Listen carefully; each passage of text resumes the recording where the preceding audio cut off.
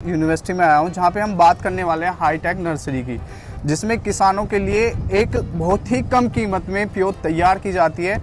और बात करने वाले हैं हम यहाँ पे, हमारे साथ में विपिन कुमार सर जी हैं। ये बताएंगे हमें 1 बाय 1 हाईटेक नर्सरी किस लिए इन्होंने यहाँ पे बनाई है, ये जो सरकार की योजना है इसे किसान इसका किस तरीके से फायदा उठा सकता है। नमस्कार सर। नमस्कार जी। सबसे पहले अपना परिचय दीजिए। सबसे पहले तो आपका बहुत बहुत स्वागत है इस कृषि विश्वविद्यालय मेरठ में, जो किसानों के हितों के लिए कार्य करती है जी। और जहां तक इस हाईटेक नर्सरी की बात है उसके बारे में बताने से पूर्व मैं बताना चाहूँगा कि मेरा नाम डॉक्टर विपिन कुमार है और मैं यहाँ पर प्रोफेसर हॉर्टिकल्चर के पद पर कार्य करता हूँ और इस हाईटेक नर्सरी का नोडल ऑफिसर भी मैं के उत्तरदायित्व का निर्वहन भी कर रहा हूँ। तो जहाँ तक इस हाईटेक नर्सरी की बात है, ये हमारे उत्तर प्रदेश सरकार की एक महत्वाकांक्षी परियोजना है और ये प्राय लगभग सभी जनपदों में इस तरह की हाईटेक नर्सरी स्थापित की जा रही है। इसका मुख्य उद्देश्य ये है कि कम जगह में एक सब्जी उत्पादन का बहुत अच्छा गुणवत्ता युक्त नर्सरी तैयार कर सके और जिससे हमारे जो कृषक भाई जुड़े हैं, माताएं बहनें जुड़ी हैं, वो भी लाभान्वित हो सके। ये इसका मुख्य उद्देश्य है। तो इसके अंदर आप किस किस प्रकार की जो पौधे हैं वे तैयार कर रहे हैं?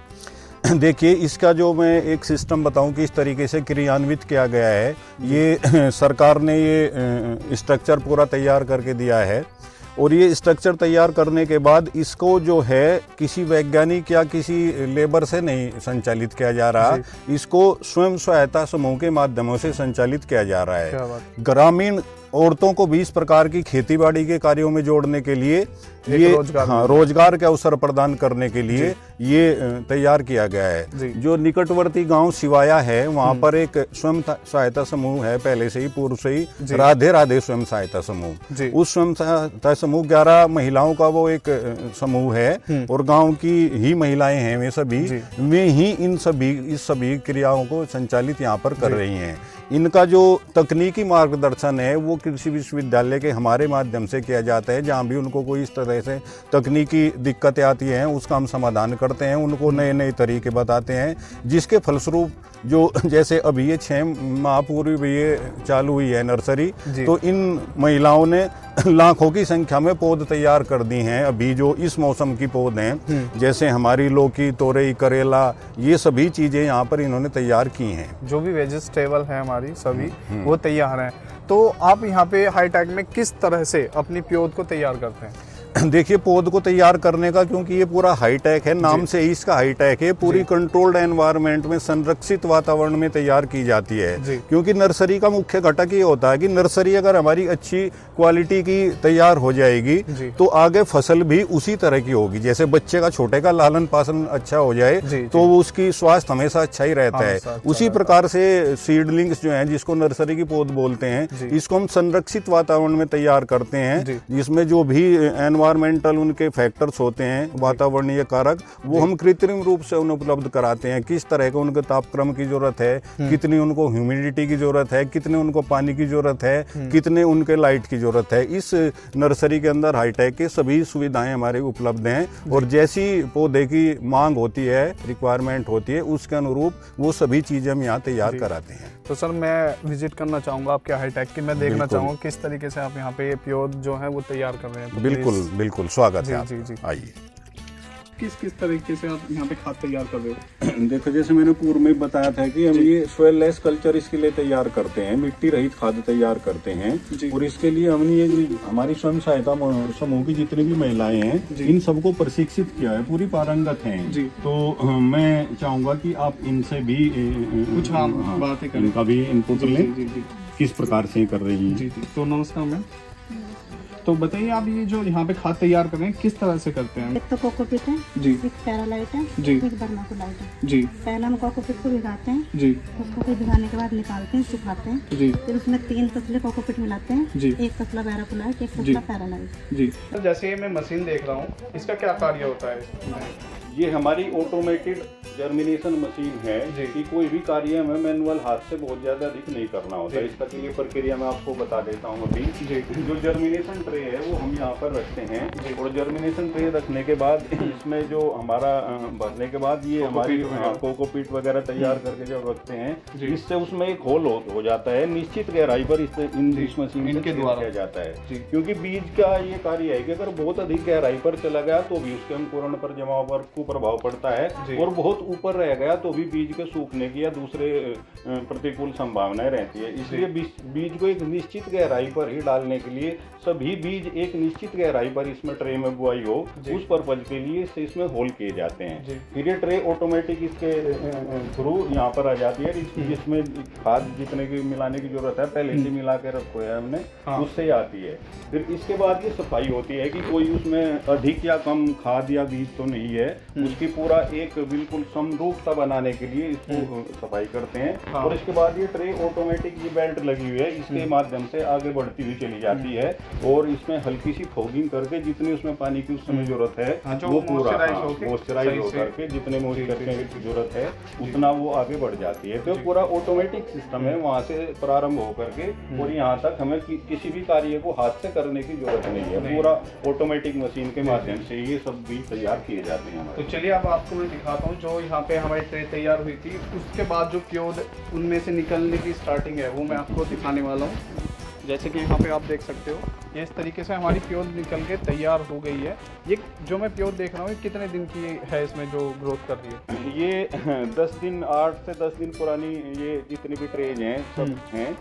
ये यहाँ पर हमारा जर्मिनेशन चैम्बर है जो ऐसा मैंने अभी पहले बताया था कि जो इसके पौधे के अंकुरण के लिए जितने भी इसके लिए अनुकूल अवस्थाएं होती हैं वातावरणीय अवस्थाएं जो एनवायरमेंटल फैक्टर वो चाहे तापक्रम से संबंधित हो चाहे आर्द्रता से संबंधित हो चाहे लाइट से संबंधित हो वो सभी इसमें हम इनको उपलब्ध कराते हैं। तो ये जो फसल आपके यहाँ से किसान के पास जाती है वो कितने दिन की होके जाती है? ये 15 से 20 दिन कोई 25 दिन ये निर्भर करता है कि कौन सी फसल हम तैयार कर रहे हैं, लेकिन अमूमन 15 से 20 या 25 दिन के आसपास की प्योर एक जमाव के लगाने के लिए खेत में तैयार हो जाती है। ये जो आपने लगाया हुआ है ये सब मैं जैसे देख रहा हूँ ये पानी के लिए है ना? हाँ, ये पानी को फोगर्स हैं क्योंकि इनमें अधिक पानी की आवश्यकता नहीं होती। इनमें सिर्फ फोगर्स के माध्यम से इनको हम पानी देते हैं, सिंचाई करते हैं। इनकी सिंचाई का एक कृत्रिम माध्यम है और ये हमारा पूरा चैम्बर उधर सर्कुलेट होकर के चला जाता है। हर उस पर एक समान रूप से सिंचाई हो जाती है, किसी भी पौधे को अधिक या कम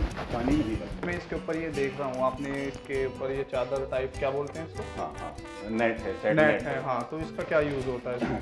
सेड नेट का पर्पज ये है कि अधिक अगर बात तापक्रम बाहर है तो ये अलग अलग तरह के सेड नेट होते हैं। जिस फसल को जितने धूप की तापक्रम की आवश्यकता है उसी तरह के सेड नेट यहाँ पर लगाए जाते हैं ताकि हम उसको एक पार्शियली उसको प्रोटेक्ट कर सकें। सीधी धूप उनके ऊपर अधिक नुकसानदायक धूप सीधे पौधे के ऊपर न आए। ये सेड नेट का हमारा उद्देश्य होता है। जी, जो मैं यहाँ पे प्योर तैयार है वो देखना चाहूँगा अब जो आप किसान को यहाँ से सेल करते हैं। सेल की ही मैं बात करूँ तो किसान को आप कितने रुपए में इसको सेल करते हो? देखिए, सेल का जहाँ तक बात है इसके 2 तरीके हमारे पास हैं। जी, पहला तरीका है कि जिसमें हम अपने बीज से अपनी खुद की पौध तैयार करते हैं स्वयं सहायता समूह की जो महिलाएं हैं जी। तो उस स्थिति में एक सीडलिंग की कीमत 2 रुपये रखी जाती है जी। इसके अलावा किसान अगर अपनी किसी विशेष प्रजाति का किसी विशेष फसल का बीज तैयार कराना चाहें तो वो बीज भी दे सकते हैं और उनके बीज से हम उनकी पौध तैयार कर सकते हैं। उस स्थिति में एक पौध की कीमत 1 रुपया होती है। टेम्परेचर कम करने के लिए क्या करते हो आप? टेम्परेचर कम करने के लिए हमारे इधर ये कूलिंग पैड लगे हुए हैं जिनसे पूरी ठंडी हवा पूरे इसमें सर्कुलेट होती है और उस हवा को बाहर निकालने के लिए ताकि उसमें आर्द्रता भी बनी रहे।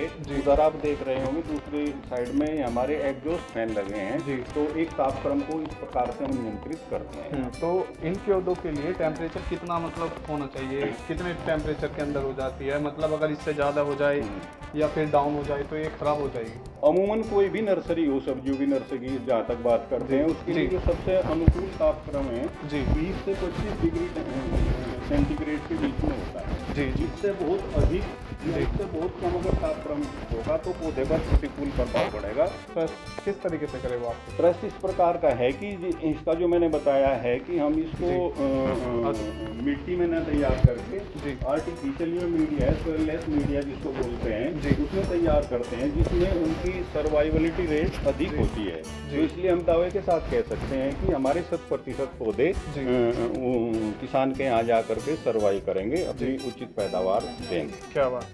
तो मतलब जैसे एक नॉर्मल किसान अपना खेत में ही लगा रहा है प्योज को, अगर यहाँ से ले जा रहा है, फल की भी कुछ ज़्यादा ग्रोथ नहीं है यहाँ पे, मतलब फल ज़्यादा आते हैं या फिर उनके भी सेम ही बराबर होते हैं? नहीं, उसमें उनकी उपज पर भी प्रभाव पड़ता है। जो अच्छी गुणवत्ता वाली पौध अगर किसान इस्तेमाल करता है किसी हाईटेक नर्सरी में तैयार करा गए, यहाँ पर या अपने स्वयं भी कर सकते हैं, कुछ ऐसे हैं, तो उनकी गुणवत्ता और पैदावार दोनों ही अच्छी होती हैं। उसके अलावा जो अपने आप से तैयार करते हैं तो कुछ ना कुछ जो बताया मैंने, एनवायरमेंटल फैक्टर्स उतने हम कंट्रोल नहीं कर पाते और कई बार दूसरे भी कारण होते हैं, मिट्टी से संबंधित, पानी से संबंधित, तो उनकी वजह से भी वो पौध हमारी उतनी अच्छी गुणवत्ता की तैयार नहीं होती। कई बार जब कम मात्रा में हमें तैयार करना हो, 1 या 2 ट्रे ही तैयार करनी है, तो ये हमारी स्वयं सहायता समूह की महिलाएं हाथ से भी करती हैं। ये सब निपुण हैं, पूरा इनको ट्रेनिंग दी हुई है और हर कार्य में पूरा निपुणता इन्होंने हासिल कर ली है और इनको महिलाओं को स्वावलंबी बनाने का हमारा मुख्य उद्देश्य है। किसानों को तो पौध उपलब्ध करा रहे हैं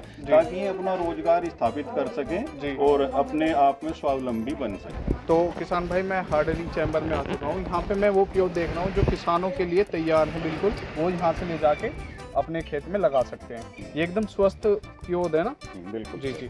ये कौन सी प्योद है जो मैं देख रहा हूँ सर? ये अलग अलग प्रजाति की हमने 6-7 तरह की यहाँ सब्जियों की पौध तैयार इसमें कर रखी हैं। तो इसका मुख्य उद्देश्य है जो हमारा हार्डनिंग चैम्बर है कि जैसे बताया कि वहाँ हम बिल्कुल कंट्रोल्ड एनवायरनमेंट में अपनी सब्जियों की पौध तैयार करते हैं, लेकिन कंट्रोल्ड एनवायरनमेंट से एकदम से किसान को खेत में लगाने की सलाह नहीं देते, नहीं लगाना रिकमेंडेड है किसी भी प्रकार से। उसको जो बिल्कुल सामान्य वातावरण और एक कंट्रोल्ड एनवायरनमेंट के बीच में उसको तैयार करने के लिए, ताकि अपने आप को पौधा इस तरह से अनुकूलता अपने आप में ले आ सके कि बाहर जब उसको ओपन फील्ड में हम लगाएंगे तो उसका सर्वाइवलिटी रेट बढ़ जाए और उसमें किसी प्रकार का नुकसान ना हो।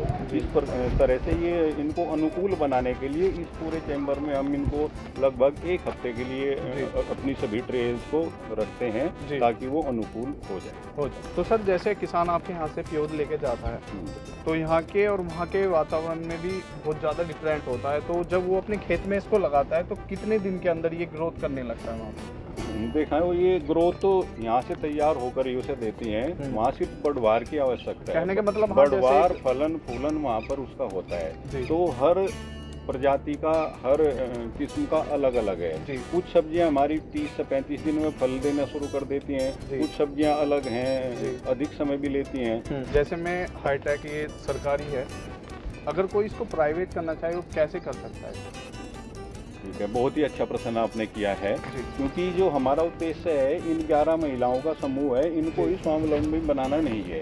इसके अतिरिक्त हम समय समय पर इससे संबंधित पूरी प्रक्रिया से संबंधित प्रशिक्षण कार्यक्रम भी आयोजित करते हैं, जिसमें गांव की महिलाएं, पुरुष कोई भी उसमें प्रतिभाग कर सकता है। इवन जो हमारे यहाँ के छात्र छात्राएं हैं वो भी उसमें ट्रेनिंग लेते हैं ताकि एक रोजगार के अवसर उनके लिए प्रदान किए जा सके। वो सरकारी संस्थाओं से भी जुड़ करके स्वयं सहायता समूह बना करके भी इस प्रकार का उद्योग स्थापित कर सकते हैं। इसके अतिरिक्त कुछ अपना स्वयं का भी अगर रोजगार स्थापित करना है तो भारत सरकार के माध्यम से, राज्य सरकार के माध्यम से उसमें इस तरह का हाईटेक नर्सरी या प्रोटेक्टेड कल्टीवेशन के लिए लगभग 50% तक अनुदान भी दिया जाता है। क्या बात है। तो अगर इसको करना चाह रहा है तो सरकार भी उसकी सहायता करने के लिए पूरी तैयार है। अगर जैसे ये पूरा, जैसे मैंने हाईटेक देखा, इसको अगर प्राइवेट अगर कोई करना चाह रहे तो कितने रुपए के अंदर ये सेटअप कर सकता है एक नॉर्मल व्यक्ति, किसान जो भी है। हाँ जी ये तो